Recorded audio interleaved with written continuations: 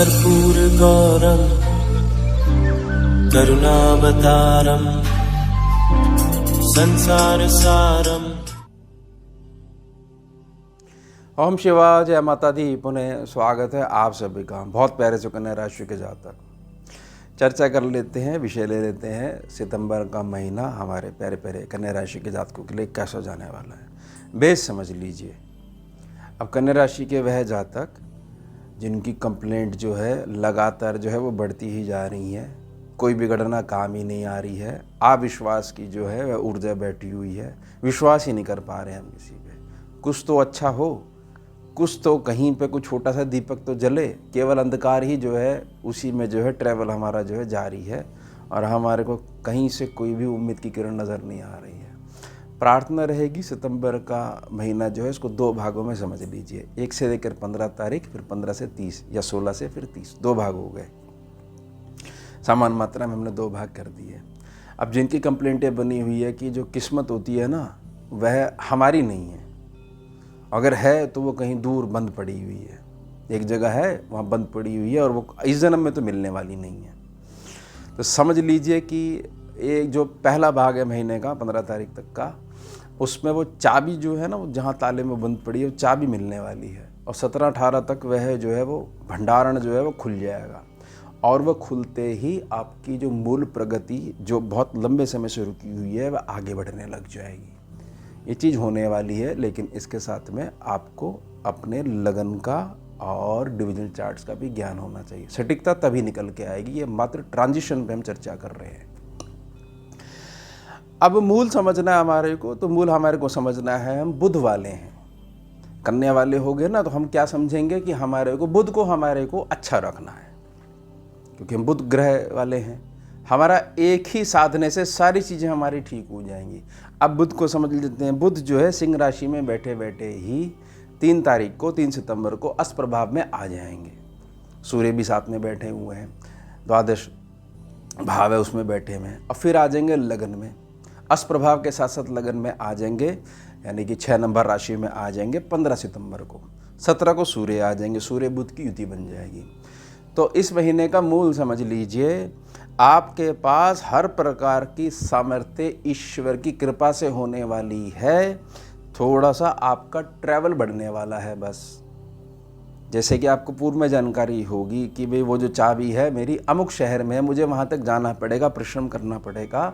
और लगन में बुध का मतलब ये होता है कि शारीरिक थकान नाम की कोई भी चीज़ नहीं हो सकती है। साथ ही से साथ में सूर्य है, और जिनके भी लगन में या किसी भी डिविजन चार्ट में बुध आदित्य योग बनता है, तो बुध आदित्य योग का आशीर्वाद अगर प्राप्त करना चाहते हो तो केवल और केवल स्कैनिंग विद्या के ऊपर मैं बात कर रहा हूँ। हमें कभी भी कोई ऐसा काम नहीं करना है जिससे हमारे पिता का या हमारे दादा का या उनके पिता का नाम खराब हो। तो ये युति वाले जो शुभ राजयोग वाली जो युतियाँ होती हैं ना, इनका फल मिलता है। ऐसे नहीं कि सूर्य बुध एक साथ बैठे हुए हैं तो राजयोग है, फल क्यों नहीं मिल रहा। फल लेना पड़ेगा हमारे आचरण, शुभ आचरण के द्वारा। ठीक है, तो अब हम क्या समझेंगे, अब हम धन की स्थिति समझेंगे। सर से पैर तक हम 12 भाव को समझ लेंगे। धन की स्थिति समझ लीजिए, मंगल यहाँ पर जो है 13 सितंबर को आ जाएंगे।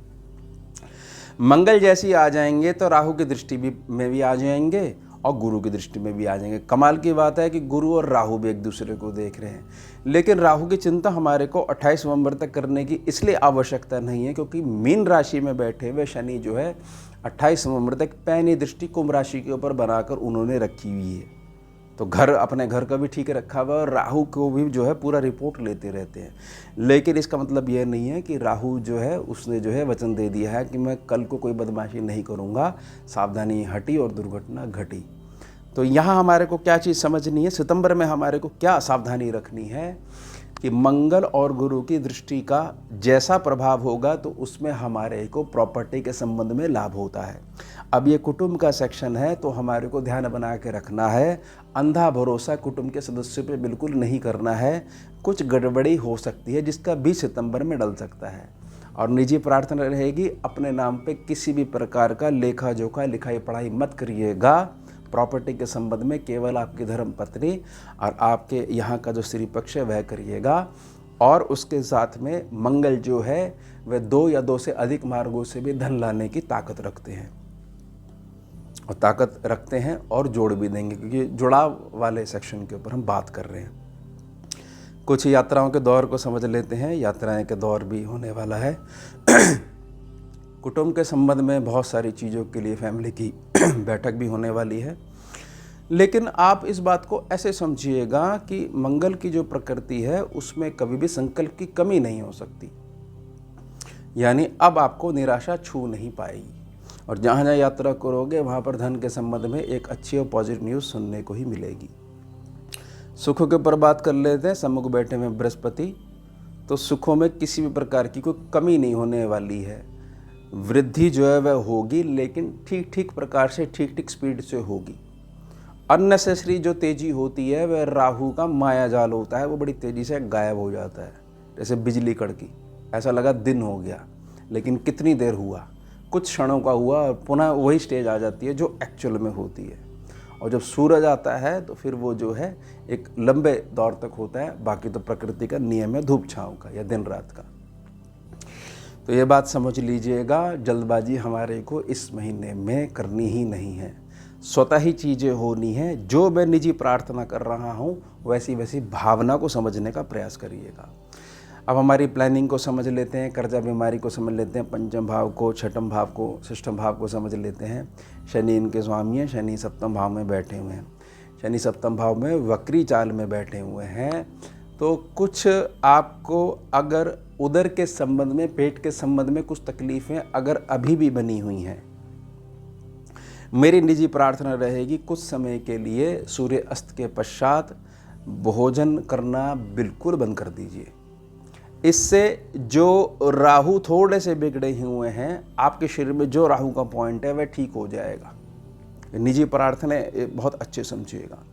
उसके अलावा अगर आपकी बड़ी एक लंबी दूरी पे कोई पेमेंट फंसी हुई है, जैसे मान लीजिए आप नॉर्थ में रहते हैं और साउथ की तरफ से कोई कंपनी है, वहाँ आपकी पेमेंट जो है वो अटकी हुई है और उसकी चिंता है, आराम से उस पर भी फ़र्क पड़ जाएगा अगर सूर्य अस्त के पश्चात ये नियम की पालना करते हो।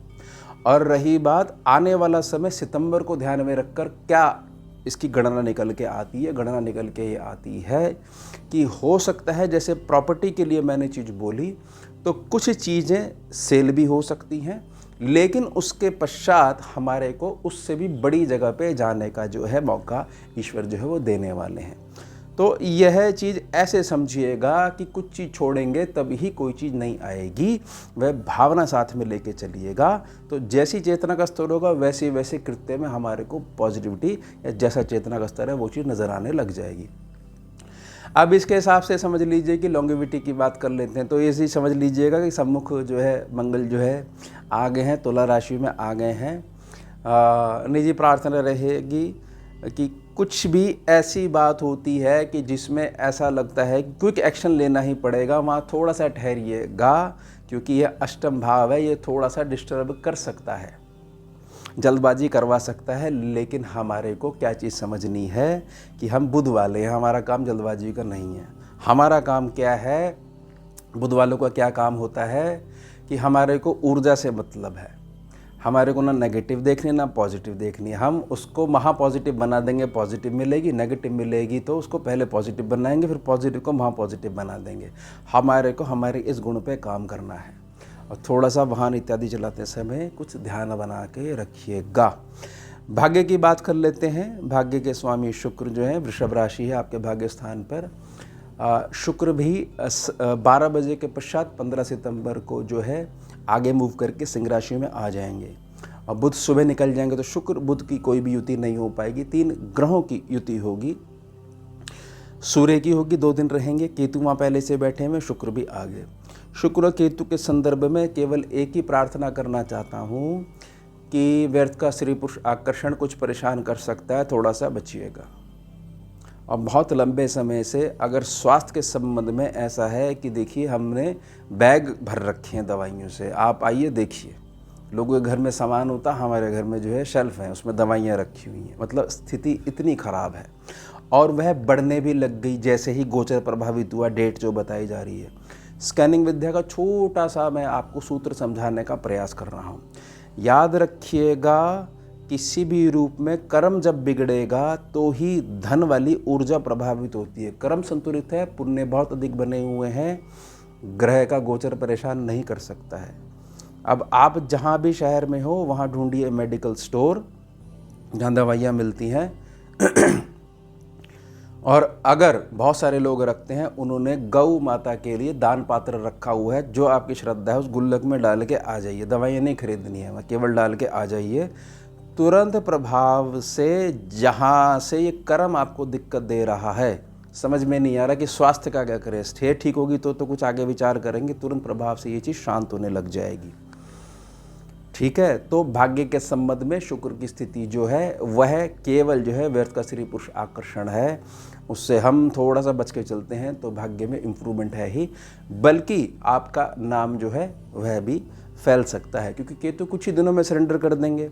और शुक्र केतु का जो है ये ब्रह्मचर्य दोष जो लग जाता है, ये जो ऊर्जा जो है फिर जो है ये प्रभावित नहीं कर पाए, क्योंकि हम बुध वाले हैं, हमारे को ऊर्जा को कन्वर्ट करना आता है। अब थोड़ा सा कर्म क्षेत्र के ऊपर बात कर लेते हैं। बृहस्पति यहाँ बैठे हुए हैं, ऐसा समझ लीजिए कि बृहस्पति जो हैं उनकी मूल प्रकृति में बैठना नहीं है, और किसी भी रूप में हमारा कार्य जो है वह बैठने से संबंधित है, तो कार्य नहीं चेंज करना, हमारे अपने पाँव चलाने हैं, जिससे मंगल को बल मिल जाए और शनि को बल मिल जाए।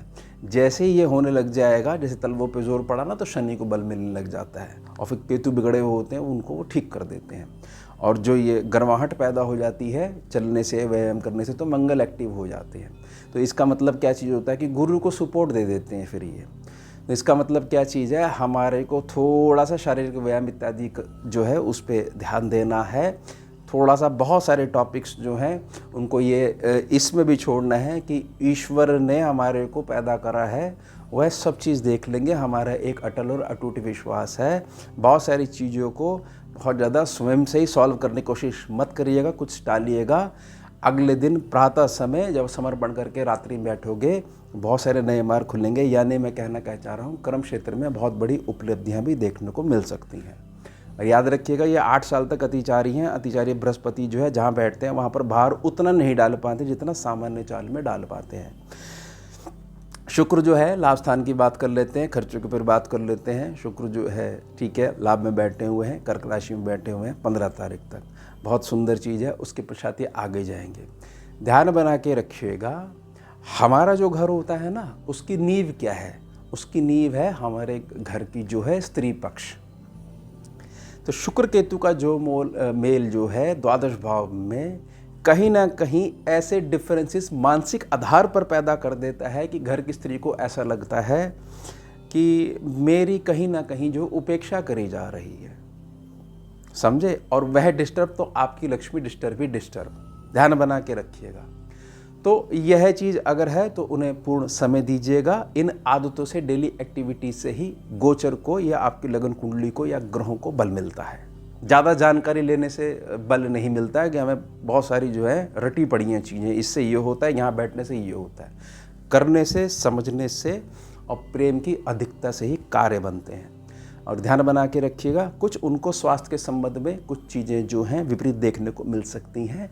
तो जो मैंने मेडिकल स्टोर वाली जो प्रार्थना करी है, गौ के गुल्लक वाली प्रार्थना करी है, तुरंत प्रभाव से आपको, मैं ये तो नहीं कहता कि एकदम से क्योर मिल जाएगा, कुछ ही मिनटों में मिल जाएगा, लेकिन हाँ, कुछ ही मिनटों के अंदर या कुछ ही समय में आपको एक छाता जरूर मिल जाएगी, जिससे कुछ प्रोटेक्शन हो जाएगी और फिर आगे जो है मार्ग भी मिल जाएगा। केवल व्यर्थ के स्त्री पुरुष आकर्षण से बच के रहिएगा। बाकी इस महीने में किसी भी प्रकार की कोई भी नेगेटिविटी आपको छू नहीं पाएगी। तो ये हो गया हमारा उत्तम विषय। मिलते हैं आपसे अगले भाग में नए विषय के साथ। जुड़िए और जोड़िए। ओम शिवा, जय माता। भुजगेन्द्रहारं कर्पूरगौरं करुणावतारं